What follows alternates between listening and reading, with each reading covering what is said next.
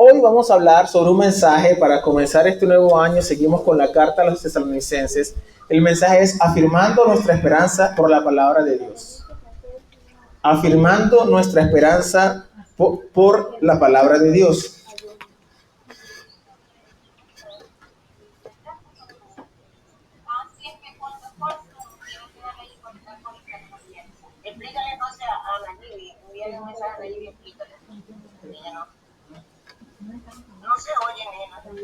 Voy a hablar aquí. Tía Flor, yo la escucho perfectamente a usted.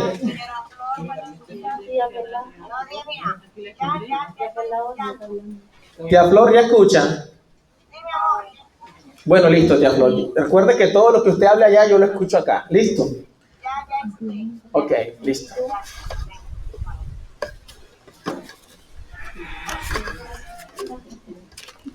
Lo que pasa es que me toca, para poder comenzar, me toca hacer un receso de unos 20 segundos para poder hacer el corte del video, de la enseñanza. Entonces, vamos a hacer silencio, yo por menos, por unos 15 segundos. Yo los desactivo, no se preocupen.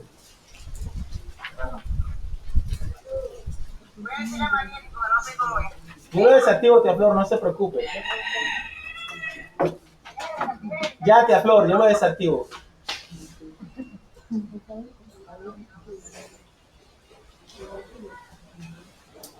Ya está desactivado, tía Flor, tranquila. Ahora sí. ¿Alguna persona tenía que ir al baño? Solo María Camila puede ir al baño.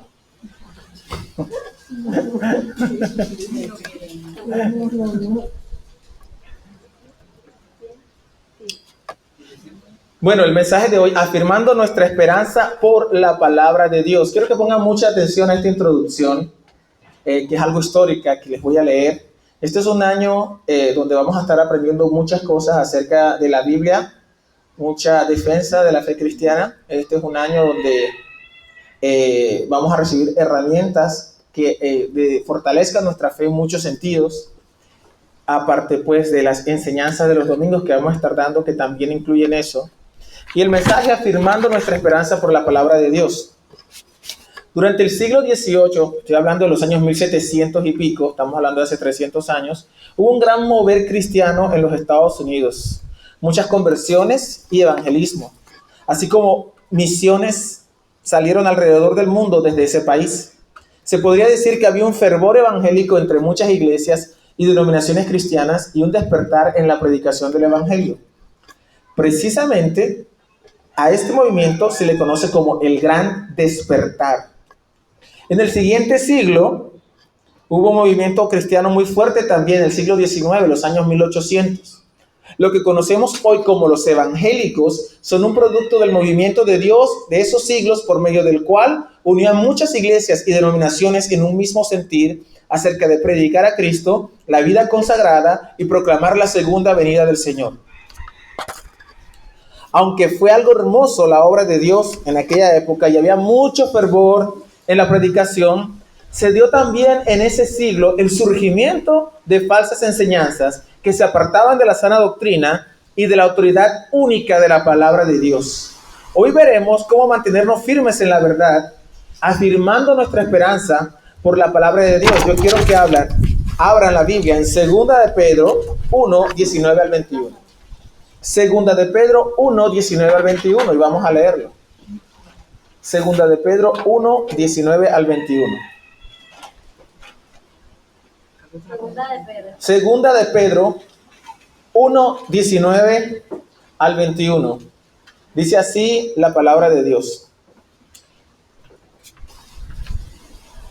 Tenemos también la palabra profética más segura, a la cual hacéis bien en estar atentos, como una antorcha que alumbra en lugar oscuro, hasta que el día esclarezca y el lucero de la mañana salga en vuestros corazones. Vamos a leerlo otra vez, todos a una voz. 1, 2, 3. Tenemos también la palabra profética más segura, a la cual hacéis bien en estar atentos, como a una antorcha que alumbra en lugar oscuro, hasta que el día esclarezca y el lucero de la mañana salga en vuestros corazones. La palabra profética más segura que habla ahí es la palabra de los apóstoles, la revelación que Dios le ha dado a ellos como autoridad, la cual está en la palabra de Dios inspirada. Dice la Biblia que hacemos bien en estar atentos, en poner atención, en estar pendientes, atentos de esa antorcha, de esa palabra, como una antorcha, una linterna que alumbra en un lugar oscuro. El otro día me levanté, como de costumbre uno se levanta a las 3 de la mañana, pero al baño, ¿no? Y hay un espejo que está frente al lado de la puerta del baño, y de este lado hay un reflejo del fusible del foco, del switch del foco. Yo veía, iba caminando y pensaba que ese era el switch real porque veía la lucecita y estaba a 3 metros. Iba caminando y solamente unos centímetros antes de chocarme contra el marco de la puerta, me di cuenta que ese realmente es un reflejo de algo que estaba atrás y que yo estaba a punto de chocar. Estaba en la oscuridad. Así andan las personas sin la palabra de Dios, a tientas en la oscuridad, creyendo que están viendo lo correcto, pero van directo a golpearse. Gracias a Dios el testimonio no termina, me he golpeado la cara y esto que ven aquí es resultado de eso, aunque hubiera sido muy poderoso el testimonio. La Biblia dice que ella es una antorcha que alumbra en un lugar oscuro, porque el mundo está lleno de oscuridad. Todo lo que nosotros vemos, lo que se enseña, la cultura del mundo, el entretenimiento, la academia, incluso en gran parte, está lleno de oscuridad. En este día, hace unos días en el grupo de descubrimiento, cuando estábamos hablando sobre Génesis, y vimos que todo lo que enseña el libro de Génesis, que quiere Dios que hagamos, y que Él piensa, es exactamente todo lo contrario a lo que enseña el mundo. Y apenas estamos comenzando Génesis. Vamos por el capítulo 8. Y vimos, wow, qué gran diferencia. La Biblia dice, por ejemplo, fructificados y multiplicados. El mundo te dice para qué vas a tener hijos. Si hay muchos niños en el mundo, vas a contaminar el planeta. La Biblia te dice, este arcoíris es un pacto de Dios, pacto mío de que nunca más inundaré la tierra. Y la gente te dice, no, ese arcoíris es el símbolo de otra cosa. La Biblia te dice que nunca más la tierra será inundada por el agua. Y el mundo te dice, claro que sí, el calentamiento global y todos vamos a ser inundados por el agua. La Biblia te dice, creced y multiplicado, y te dicen, hay sobrepoblación mundial. Cada cosa que la Biblia enseña es lo que el mundo dice al contrario de la palabra de Dios. La Biblia dice que esa es una antorcha que alumbra en lugar oscuro hasta que el día esclarezca, hasta la venida de Cristo y el lucero de la mañana salga en vuestros corazones. Hasta el día del retorno del Señor Jesucristo, nuestra antorcha es la palabra de Dios. Ella es solamente ella. Las enseñanzas del pastor, de los ancianos, de los líderes, amén, gloria a Dios, qué bendición. Pero debe revisarse con la palabra de Dios, y nadie, ninguna persona que esté pisando este planeta está por encima de la palabra de Dios. Ellos dijeron, tenemos por eso la palabra profética más segura. Otra versión dice, la palabra profética que es aún más firme. Esa palabra debemos estar atentos. Y ahora vamos a ver hoy en día qué sucede y cuáles son los peligros cuando una iglesia deja de ver la palabra de Dios verdaderamente como una antorcha, como debe ser, y se va por otro camino, cosa que no nos debe suceder a nosotros. Les invito a abrir en segunda a los Tesalonicenses, capítulo 2. Y vamos a leer solo los 2 primeros versículos. Segunda a los Tesalonicenses, capítulo 2. Vamos a leer los 2 primeros versículos de ese capítulo. Dice así la palabra de Dios. Pero con respecto a la venida de nuestro Señor Jesucristo y nuestra reunión con Él, os rogamos, hermanos, que no os dejéis mover fácilmente de vuestro modo de pensar, ni os conturbéis, ni por espíritu, ni por palabra, ni por carta como si fuera nuestra, en el sentido de que el día del Señor está cerca. Voy a leerlo otra vez. Pero con respecto a la venida de nuestro Señor Jesucristo y nuestra reunión con Él, os rogamos, hermanos, que no os dejéis mover fácilmente de vuestro modo de pensar, ni os conturbéis, ni por espíritu, ni por palabra, ni por carta, como si fuera nuestra, en el sentido de que el día del Señor está cerca. La traducción está cerca, ahí realmente se traduce, como he visto en muchas versiones, que el día del Señor ha llegado. Ha llegado. Dice la Biblia que no nos dejemos mover, quiere decir que no nos dejemos mecer o sacudir de nuestro modo de pensar. No dejemos que seamos, como dice la Biblia, que Jesús le dijo a Pedro, Satanás os ha pedido para zarandearos como a trigo. Eso es lo que quiere hacer Satanás, zarandear al creyente, moverlo de su forma de pensar, para que pierda la seguridad de su salvación, para que pierda el gozo de dar testimonio de Cristo, para llenarlo de dudas sobre la palabra de Dios. Por implicación, eso de ser movido significa ser destruido. Satanás busca destruir la fe del creyente en la palabra de Dios. Y ese es el ataque que vivimos hoy por todas partes.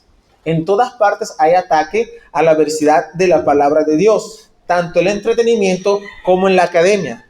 No te dejes mover, dice la palabra de Dios.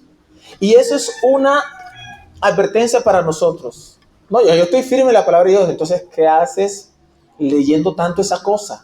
No, porque a mí me gusta leer todos los temas. Y a mí, yo soy un hombre que yo leo. Y porque yo, sí, pero tú no estás preparado. A ti te coge un tipo ese y te da 3 vueltas. Ten cuidado. Que la curiosidad mató al gato. De vuestro modo de pensar. No te dejes ser sacudido de tu modo de pensar. Los cristianos pensamos, primero, recuerden, el cristianismo es una fe racional. Nosotros no creemos cosas que son imaginaciones fantasiosas. Nosotros pensamos, usamos la capacidad que Dios nos dio, pero debemos pensar de acuerdo a la Escritura y no de acuerdo a las palabras de hombres. Y ahí es donde está la dificultad. Sin embargo, es muy fácil a veces, como allí mismo dice, no os dejéis mover. Es muy fácil que las personas sean sacudidas y empiecen a pensar por fuera del marco de la palabra de Dios. Es muy fácil que a un creyente le pase eso. Hay 3 maneras como ese peligro puede entrar en la iglesia. ¿Cómo puede entrar ese peligro en la iglesia? ¿Cómo puede ser la iglesia movida de su forma de pensar? La Biblia nos muestra 3 fuentes a través de las cuales la iglesia puede ser sacudida de la firmeza de la sana doctrina. Especialmente habla aquí sobre los eventos futuros, sobre la venida de Cristo. Lo primero es la profecía en el culto. Una persona dice, Jehová dice lo siguiente. Jehová me ha revelado, tuvo una revelación y como un hermano o supuesto hermano en Panamá tuvo una revelación que Dios le reveló que Cristo viene pronto. Y yo, espérate, eso ya está en la Biblia. Dime otra cosa que no diga la Biblia. Otro lo reveló, no, Cristo ya no viene. Eso está peor, porque esa no está en la Biblia. Hay personas que se levantaban en la iglesia de Tesalónica, decir, tuve esta profecía, pero profetizaban contrario a lo que enseñaban los apóstoles. La segunda cosa es la enseñanza de alguna persona. Viene alguien, mira, aquí está esta doctrina, y yo veo por la Biblia que esto es así, que ya Cristo no viene. Sucede. O la tercera cosa, una falsa correspondencia de los apóstoles. Ellos enviaban cartas, ¿ya? Enviaban cartas y algunos falsificaban esas cartas para que fueran autoritativas, diciendo la firmaban por Pedro, por Pablo, por alguno, y así la iglesia era desviada. Y veamos, yo quiero que veamos, eso no nos va a pasar a nosotros jamás. Veamos un ejemplo clásico de cómo estas 3 cosas confluyen para crear un engaño que sacude a la iglesia y desemboca en cosas terribles. Te dirá, nunca nos va a pasar nada. ¿Se acuerdan que al principio de la enseñanza les hablé sobre el gran movimiento evangélico en el siglo XVIII y XIX en los Estados Unidos, que fue algo increíble, Bueno, pero resulta que en aquella época también sucedieron cosas que se salieron de allí. Y pónganme mucha atención para que vean cómo debemos cuidarnos de no dejarnos mover de nuestro modo de pensar, ni por espíritu, es decir, por profecía, ni por palabra, por enseñanza alguna, por interpretación de alguno, ¿ya? Ni por carta, es decir, por alguien que diga, esta es la autoridad. Yo hablo de parte de Dios como si fuera autoritativa de los apóstoles. Y vamos a ver la primera forma, que es el engaño por palabra. No os dejéis mover por palabra. William Miller, un predicador bautista que empezó a dictar sus conferencias a sus 50 años, por allá en 1800 tanto, tomó el pasaje del libro de Daniel, capítulo 8, versículos 13 y 14, como un indicador de la segunda venida de Cristo. El hombre encontró ahí algo que nadie había visto, jamás. Increíble, ¿no? En 1800 años nadie lo había visto, pero él lo vio. Fue el primero. Me llama la atención que este hombre realmente no fue un predicador desde jóvenes, ya fue mucho mayor cuando decidió estudiar algo y ser un predicador. Dice, y quiero que vayamos para que se den cuenta del peligro, a Daniel capítulo 8, versículos 13 y 14. Daniel 8, versos 13 y 14.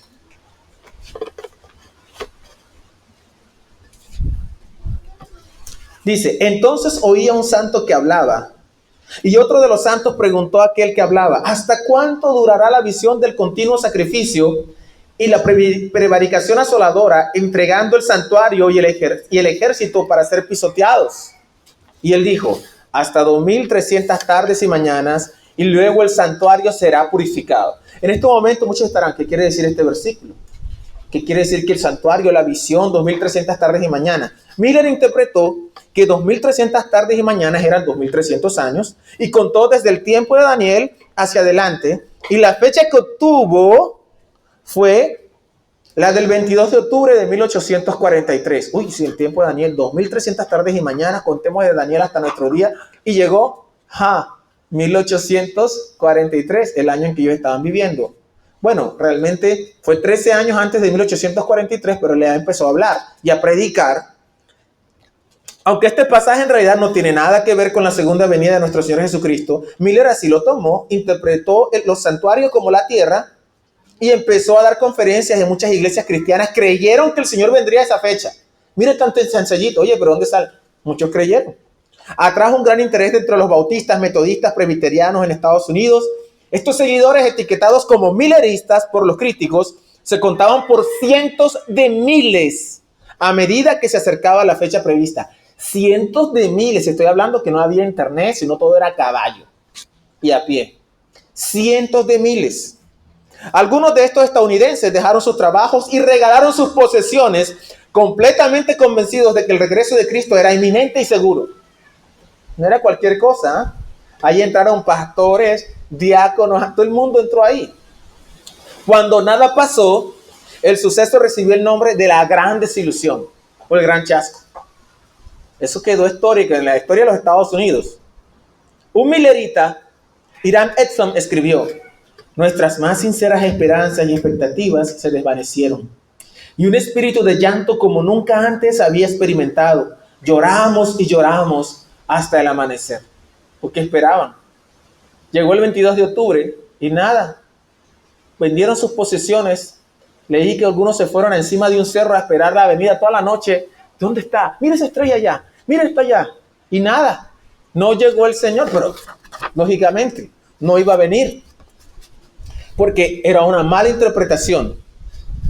Y ahora quiero que ustedes se den cuenta un poquito qué quiere decir ese pasaje, para que nadie tenga duda. Ay, pero ¿qué quiere decir las 2300 tardes y mañanas y por qué?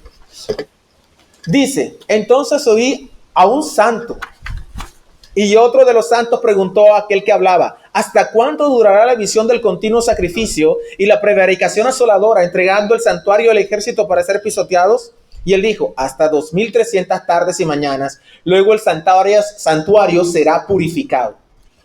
Un griego llamado Antíoco Epífanes, un rey muy malvado y muy perverso, 170 años antes de nuestro Señor y unos 350 años después de Daniel, quien fue quien escribió esta profecía, Entró al templo de Jerusalén y lo profanó, colocó una imagen del dios Júpiter en el lugar santísimo y derramó caldo de cerdo sobre los utensilios sagrados. 2300 días fue el tiempo aproximado que duró esta profanación, pues finalmente el sacerdote Judas Macabeo, llamado el Martillo, rechazó al ejército griego y en ese tiempo el templo de Dios fue purificado y dedicado nuevamente desde su profanación. Ya. Eso era así de sencillo. Esta purificación se celebra en la fiesta de las luces. En Juan 10:22 dice, se celebraba en Jerusalén la fiesta de la dedicación, era invierno. Este fue uno de los días santos que se recordaba en la época de Cristo y que aún recuerdan los judíos en la actualidad. Increíble, está así de sencillo. Y esta fiesta en realidad no se mencionó en absoluto en el Antiguo Testamento porque fue establecida en el periodo de esos 400 años entre Malaquías y Mateo. Hermanos, era tan sencillo, pero cientos de miles de cristianos evangélicos, creyentes y salvos por la fe en Cristo, fueron movidos por esa interpretación, por esa palabra, y vendieron posesiones de todo. Unos dijeron, no nos vamos a casar ya, porque no nos casemos si el Señor viene en 6 meses. Así, ya el Señor viene en 5 años, ¿para qué nos vamos a casar? No nos casemos. Vamos a vender todo, yo no voy a trabajar más estos 6 meses, voy a vivir de la herencia. No trabajo más, me voy a gastar todo en la predicación. Muy bonito.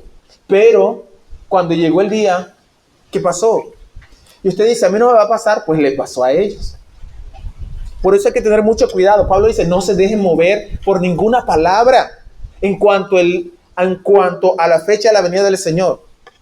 Esa enseñanza errada, llena de falsas expectativas, desemboca en cosas terribles. La Biblia nos insta a no dejarnos mover por ninguna palabra, ni por curiosidad de saber la fecha exacta de la venida del Señor. Dice el Señor Jesucristo, le dijo a los discípulos en Hechos 1, 6 al 8. No os toca a vosotros saber los tiempos o las sazones que el Padre puso en su sola potestad. ¿Por qué le dijo eso a Jesús? Porque ellos le acababan de preguntar, Señor, ¿restaurarás el reino a Israel en este tiempo? Es decir, ya viene el reino, Señor. Este es el tiempo en que tú te vas, pero regresas. Y va a ser en este tiempo que estamos vivos nosotros. Será en este tiempo. Cristo le dijo, a ustedes no les corresponde saber nada de eso. Eso está en la potestad del Padre. Esa curiosidad por saber el día exacto de la venida del Señor no es buena si vas a tratar de interpretarlo con la Biblia. ¿Y qué dijo? Pero recibiréis poder cuando haya venido sobre vosotros el Espíritu Santo. Dios le dice a la iglesia que mientras espera la venida del Rey, sea testigo a todas las naciones del nombre de Jesús, de su obra en la cruz, de su resurrección y ascensión a la diestra del Padre. Eso es lo que Dios le dice a la iglesia. Esa curiosidad, ustedes van a ver hoy, ustedes se meten en internet y hay de todo tipo de profecías, de gente cristiana, que tal día, que esta es la época que ya viene así y se ponen y hay que ser humildes, con eso no se puede ser dogmático. El ser dogmático con eso lleva a este tipo de cosas. Entonces, el primero es el engaño por palabra. ¿Se dan cuenta cómo fue de fácil? Y eran creyentes en Cristo, como tú y como yo, pastores, ancianos, mujeres, niños, fueron desviados por una mala interpretación. Y usted puede decir, oye, si eso está claro ahí, que está hablando que el santuario es el santuario, que ahí su significado está claro, históricamente era el templo que fue profanado y que luego de unos 6 a 7 años, 2300 días, fue restaurado ya. ¿Qué más le vamos a buscar? Increíblemente ese hombre vio 2300 tardes y mañanas. Voy a contar desde aquí hasta donde llega. ¡Ay! Llega mi tiempo. ¿No será que hay un significado escondido aquí que nadie vio? Hermano, mucha gente fue convencida. Tenga mucho cuidado, porque a usted le puede pasar lo mismo, con toda la sinceridad del corazón. Y estos no eran malos cristianos, ¿ok? Eran creyentes de verdad. La segunda forma del engaño por espíritu. Después de este gran chasco, en vez de aprender que no se debía poner fecha exacta a la venida del Señor, un milenista neoyorquino, al cual cité anteriormente, Irán Edson, tuvo una visión al día siguiente de la gran desilusión. En esta visión pudo, según él, contemplar a Cristo al pie del altar en el cielo. Y de ello concluyó que Miller había acertado en el tiempo predicho por Daniel, pero no en el lugar. ¿What?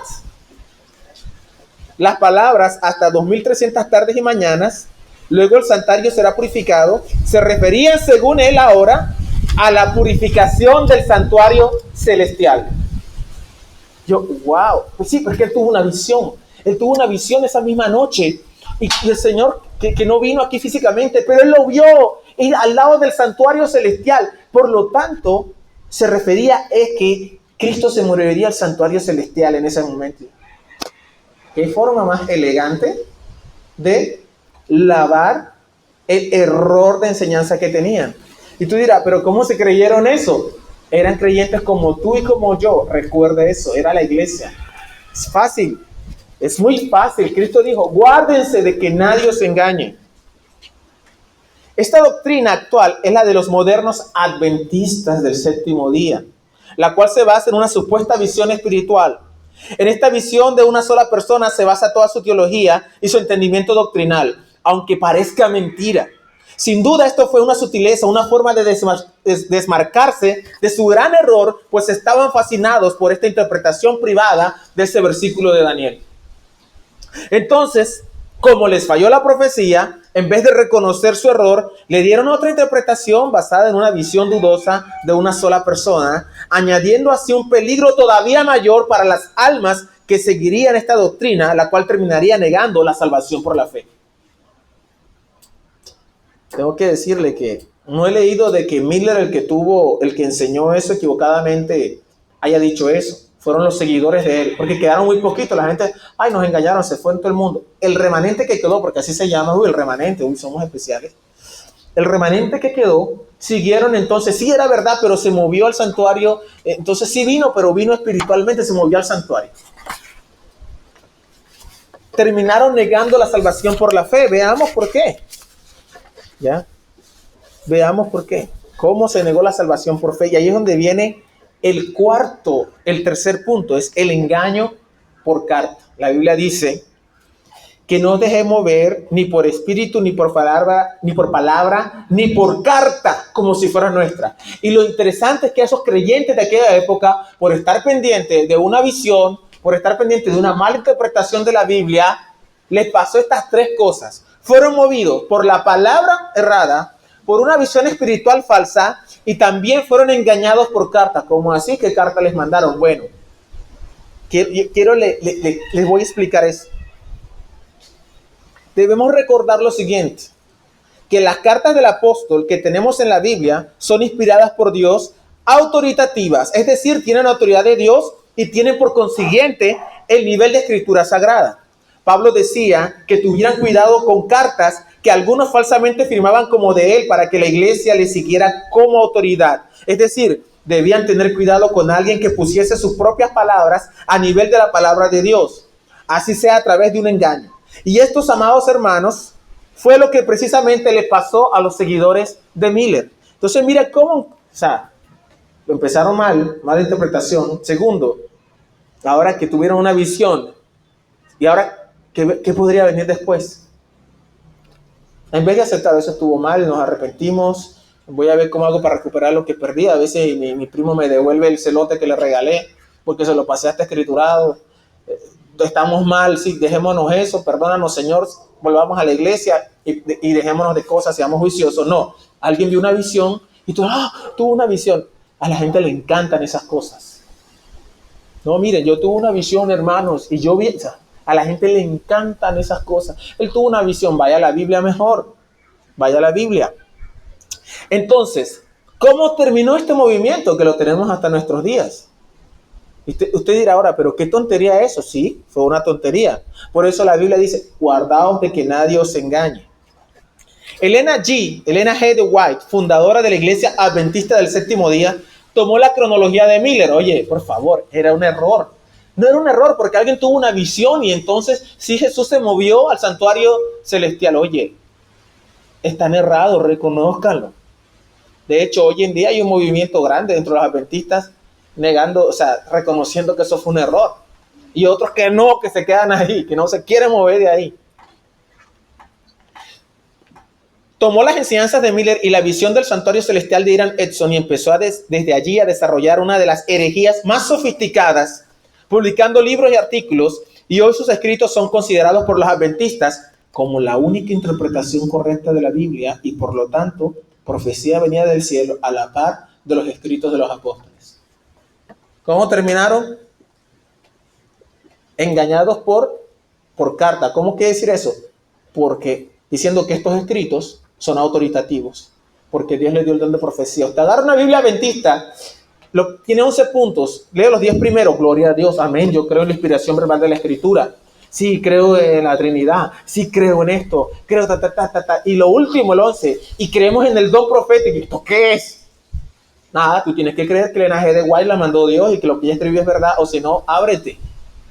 Entonces, tenemos la Biblia aquí y acá los escritos. Yo crecí en mi casa con esos libros. Hermosos, sí, tienen dibujos espectaculares. Y sí, tal, y tienen unos títulos sugestivos. Y se ven tan bonitos y tal. Pero viene de allá. Literalmente enseñaba que por 18 siglos, o sea, desde la muerte del Señor, Jesús no había entrado en el santuario celestial. ¿Dónde estaba? Que fue ascendido al cielo, pero no había ascendido al santuario celestial. Y que los pecados de ninguna persona habían sido perdonados hasta ese día que él llegó, según ella, a purificar el santuario celestial, instalar un juicio investigador para darse cuenta quiénes se merecen el perdón de sus pecados. Hablaba con un adventista y le dije, vea, yo le voy a decir, si hay un juicio investigador, ya te voy a decir el resultado. Todos estamos destituidos de la gloria de Dios. Ya. ¿Qué más juicio investigador vas a hacer? La Biblia dice que por cuanto todos pecaron y están destituidos de la gloria de Dios, ya no hay que buscar más. Esa es la condición espiritual del ser humano. Dios está haciendo un juicio investigador. Estamos fritos, todos. No vamos para ninguna parte, porque estamos destituidos de la gloria de Dios. Esa es la condición del ser humano. Desde el más moralmente correcto hasta el asesino más cruel, está destituido de la gloria de Dios por la corrupción radical que permea todas nuestras intenciones y todas las cosas que hacemos. Además de aseguraba que la puerta del santuario se cerró y que solo los que acepten esa doctrina, es decir, los adventistas del séptimo día, podrían llegar a ser salvos. Cerró la puerta con el arca de Noé, que no entra más nadie, a menos que tienes que subirte por el arca por otro lado, por aquí ya no entra más nadie. Así vemos como una mala interpretación de la Escritura lleva a aceptar después una visión espiritual demoníaca y después a aceptar escritos de hombres como palabra de Dios. ¿En qué terminó todo? Y eran iglesias cristianas evangélicas. Pero por no parecer firme, y eso está mal interpretado. No tuvo una visión. ¿Cuál visión? No, yo no voy a aceptar eso, porque eso no es de la Biblia. ¿Y en qué terminaron? En esto. Nos da un campanazo de alerta a nosotros, hermanos, porque cualquiera puede ser arrastrado.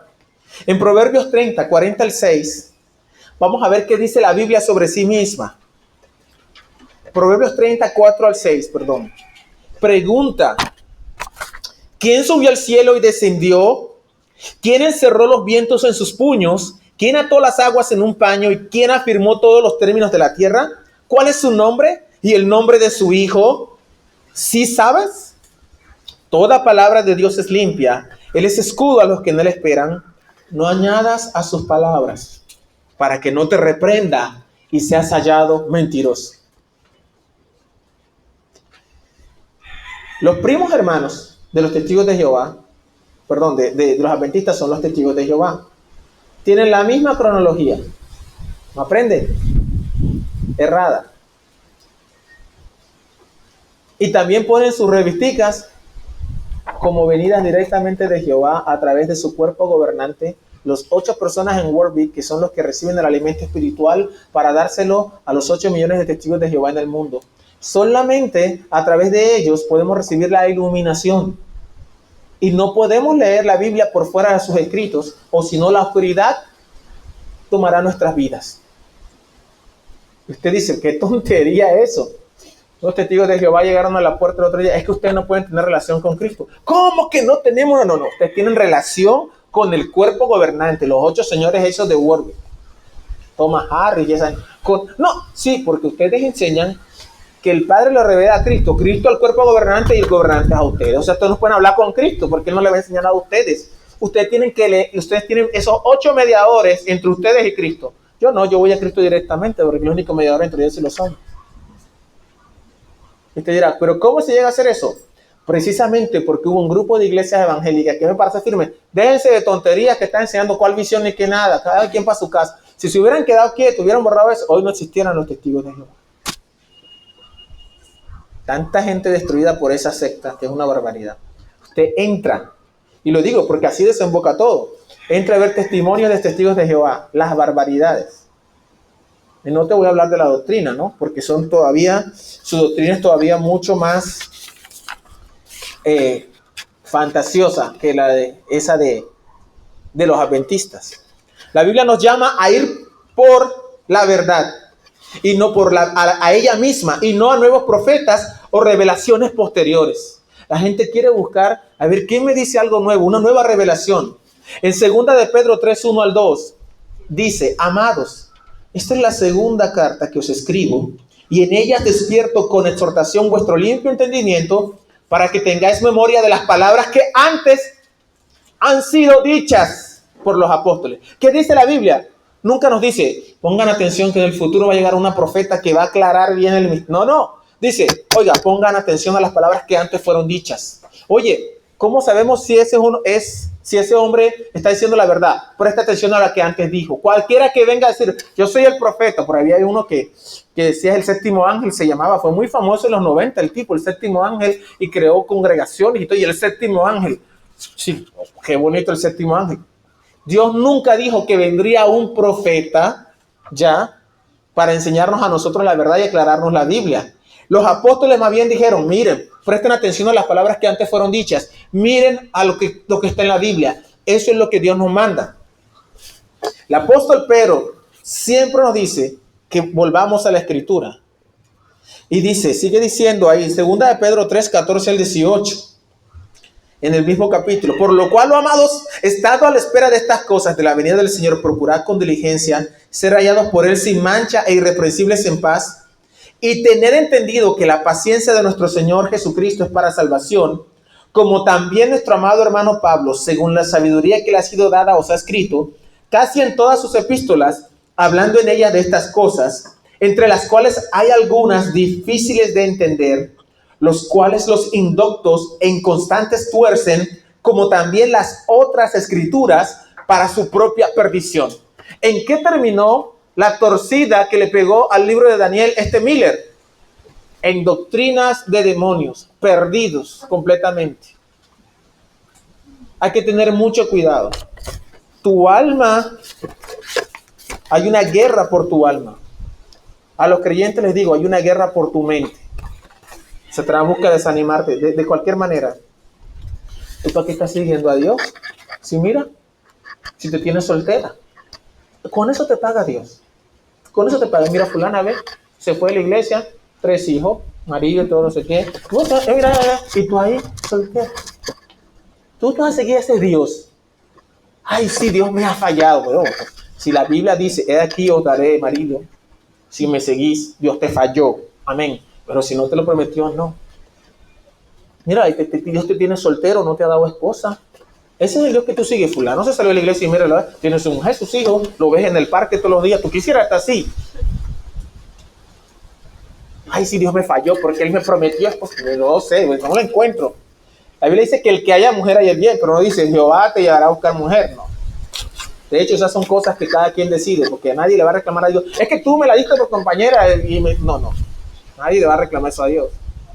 Entonces el mundo te va a decir, Dios me ha fallado. No, yo voy a la Escritura. Si aquí me toca morir por Cristo, muero, punto. Si me toca morir soltero, para honrar el nombre de Cristo, muero soltero. Si el mundo no es mi hogar, soy peregrino aquí. En la mansión de luz tendré tesoros. Sí. Piensen, el pensamiento de Dios es muy diferente al amor por el mundo que nosotros podamos tener.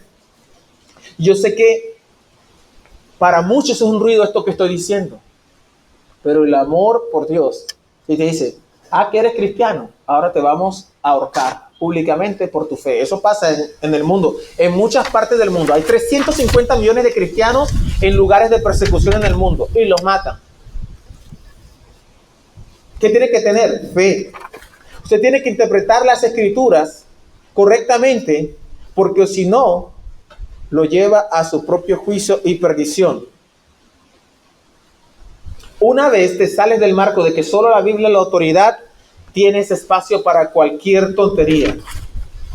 En contraste a las malas enseñanzas que tenía esta señora, la falsa maestra y profetisa Ellen White, lo que enseña la Biblia sobre el sacerdocio de Cristo es muy diferente. En Juan 1:29 dice, el siguiente día vio Juan a Jesús que venía a él y dijo, he aquí el Cordero de Dios, que quita el pecado del mundo. ¿Qué vino a hacer Jesús? A quitar el pecado. Según esta señora, no, ningún pecado se había quitado, que Cristo no había realmente ascendido al santuario celestial. Siguiendo que Daniel era el santuario celestial. No, señora, no es el santuario celestial. Está hablando del segundo templo. Ese segundo templo que reconstruyeron los judíos cuando vinieron del exilio, lo profanó un rey pagano y fue rededicado por Judas Macabeo. ¿Qué va a espiritualizar ese pasaje? Si es una cuestión clara y plana y sencilla, que cualquier historiador no cristiano diga, está refiriendo a esto. Entonces, no, Cristo dijo que, la Biblia dice que Él es el Cordero de Dios que quita el pecado del mundo. 1 Corintios 5:7. Limpiaos pues de la vieja levadura, dice, para que seáis nueva masa, sin levadura como sois, porque Cristo, nuestra Pascua, ha sido ya sacrificada por nosotros. Ya Cristo murió por nosotros. Ya pagó por nuestros pecados. Completamente. Ya Cristo hizo la obra completa. El sacrificio de Cristo quita el pecado. Dice la Biblia, la palabra de Dios, en Hebreos 9:23 al 28, voy a leer 23 y 24. Fue pues necesario, estamos hablando, el autor de Hebreos habla sobre cómo se hacía todo ese proceso de purificación de pecados en el templo terrenal, que era una figura del celestial. Y dice, fue pues necesario que las figuras de las cosas celestiales fuesen purificadas así, es decir, el lugar santísimo, las cosas que había en el tabernáculo de Dios aquí en la tierra, pero las cosas celestiales mismas con mejores sacrificios. ¿Cómo así? Va a explicar que se utilizaban animales para limpiar el tabernáculo terrenal. ¿Listo? Pero las cosas celestiales realmente necesitaban un sacrificio superior, porque no entró Cristo en el santuario hecho de mano, figura del verdadero, sino que entró en el cielo mismo para presentarse ahora por nosotros ante Dios. ¿Cuándo fue escrito eso? Hace 2000 años, cuando se escribió el libro de Hebreos, ya era un hecho pasado que Cristo entró en el cielo mismo. Y esta señora decía que él no había entrado. No, porque hubo una visión. Qué triste, ¿verdad? No, pero es que este justo tuvo una visión. Y no quiere decir nada. Usted está equivocada, señora. Arrepiéntase. La Biblia dice que Cristo ya entró en el cielo por nosotros. Y eso había sucedido 1800 años antes de que naciera esa mujer. Por eso podemos dar gracias que nuestros pecados fueron cancelados en la cruz. Ya Él hizo la obra de nuestra salvación. Y tristemente hoy, millones de personas en estos movimientos, tanto de los adventistas como los testigos de Jehová, niegan la gracia de Dios para salvación. Increíblemente, esto todavía degeneró más horrible en los testigos de Jehová, porque dicen que Cristo no murió por ti y por ti no. Él no murió por ti. Él no pagó por tus pecados, no. Eso no. Cristo murió para hacer algo diferente a Adán, que fue el primer Adán, para que nosotros como humanidad tengamos la oportunidad, ahora sí, de portarnos bien, para demostrarle a Jehová qué es lo que somos nosotros. Imagínate cómo fue degenerando eso. Y Pablo decía, no se dejen mover ni por espíritu, ni por palabra, ni por carta, como si fuera nuestra, en el sentido de que el día del Señor ya llegó. No se dejen mover de allí. Hermanos, la firmeza en la doctrina bíblica es clave, porque cuando no tenemos la Biblia como la única autoridad, empezamos a creerle que el pastor es la voz de Jehová, que los escritos de fulano son la voz de Dios, y eso crea borregos en los movimientos de las iglesias que solamente que siguen ciegamente la voz del que habla allá arriba, pero no son nobles de ir a la escritura y decir, esto no es así. Este año vamos a estar estudiando apologética. Vamos a tener en el primer semestre, los lunes, vamos a un libro que vamos a leer, y vamos a sacar resúmenes, porque la iglesia necesita estar preparada para dar respuesta de la esperanza que hay en ustedes. Si estos hermanos de aquella época hubieran tenido una base firme en la escritura más profunda, este movimiento no hubiese tenido éxito. Y quédeme decirle, hermano, todos los que estamos aquí somos susceptibles de caer en un engaño. Dice, nadie se engañe, la última parte del versículo 2 de Tesalonicenses, en el sentido del que el día del Señor ya llegó. Cristo dijo en Mateo 24, 23 al 31, si alguno dijere, mira, ahí está el Cristo, no le creáis. O mira que está en el desierto, no vayáis con él. O mira que está en los aposentos, no le creas. ¿Por qué no le vas a creer? Porque la venida, dice, como relámpago que sale del oriente y se muestra hasta el occidente. Ustedes han visto eso, ¿no? Vete un relámpago ahí y cubre todo el cielo. Así será la venida del Hijo del Hombre. Mira, ven acá. ¿Ya Cristo vino? No. Cristo, los testigos de Jehová en 1914, su fundador profetizó que en 1914 venía Cristo visiblemente. Era el fin de todos los gobiernos terrenales y la imposición del gobierno milenial. Y eso, mejor dicho, estaban todos esperando en 1914 porque ya venía el milenio. Y no vino el milenio. Llegó fue la guerra mundial. Después que hicieron la base por ahí. Como no vino el milenio ni nada, entonces, ¿qué fue lo que pasó? Todos cabezones, muchos se desilusionaron, se fue la misma cosa. Es que es lo mismo, no aprenden de la historia. ¿Y ahora qué vamos a hacer? Y a alguien se le ocurrió, un momento, sí vino, sí vino, pero vino espiritualmente. ¿Cómo va a ser? Claro. Se movió porque, según el fundador, él estaba en las Pléyades. ¿Ya? No me crean. Jesucristo estaba en la constelación de Orión. ¿Les parece tonto? Bueno, así enseñan. Entonces, se movió de tal forma, se movió para instaurar la última generación. ¿Cómo así? Claro, él vino a buscar y a analizar quiénes eran los verdaderos estudiantes de la Biblia. Y se dio cuenta que éramos nosotros, los sinceros. Y entonces sí vino, pero vino espiritualmente.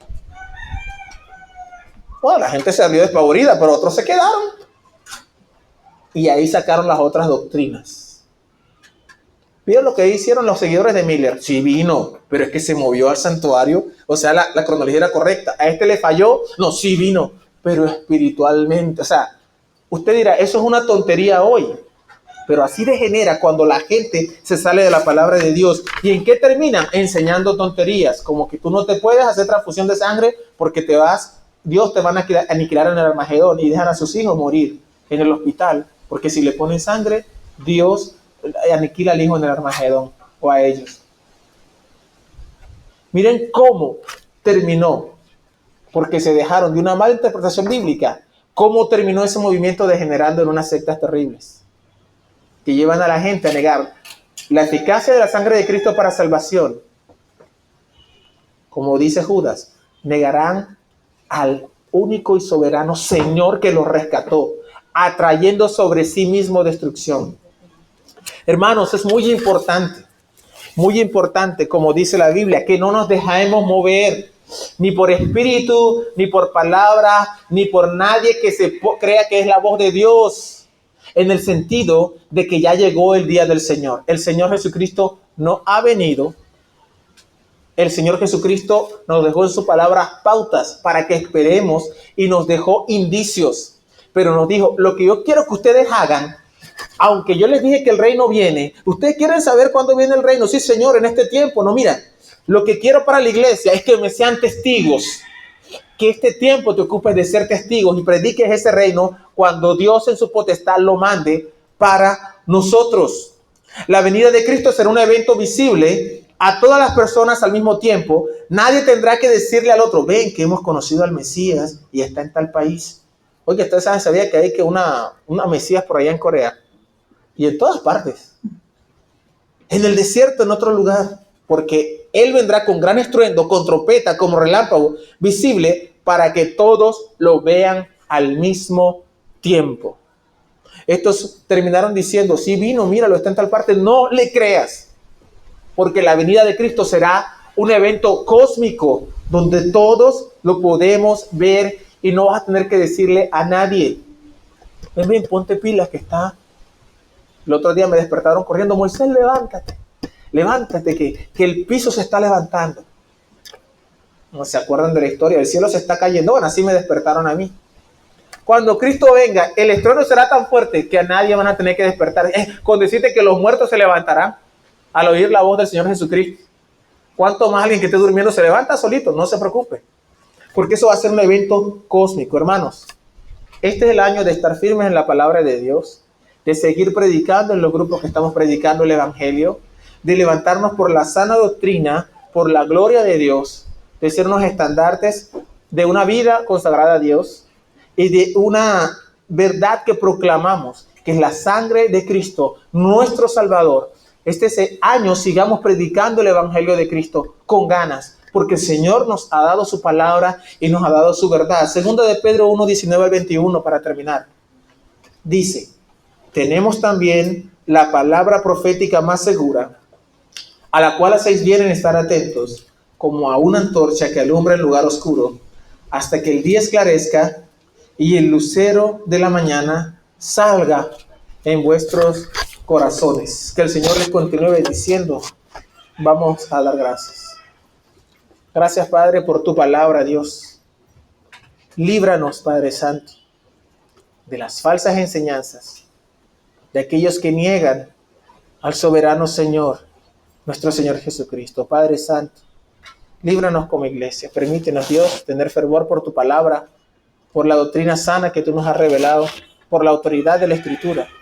Permítenos, Señor, disfrutar de tu palabra y de una comunión contigo, Padre, y contigo, Jesucristo. En el nombre de Jesús. Amén. ¿Qué les parece si cantamos? Él volverá.